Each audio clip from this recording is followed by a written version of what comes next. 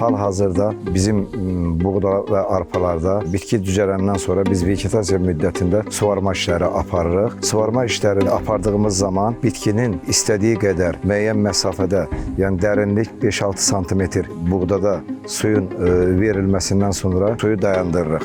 Müəyyən müddət əgər yağıntılıq keçərsə, biz pivodu az nisbətən çalışdırırıq. Əgər quraqlıq keçərsə, qış ərəfəsində də müəyyən miqdarda su ehtiyacı olarsa bitkiyə suvarma işləri aparırıq. Hal-hazırda bu dəqiqə bizim birinci vegetasiya dövrünün suvarması gedir.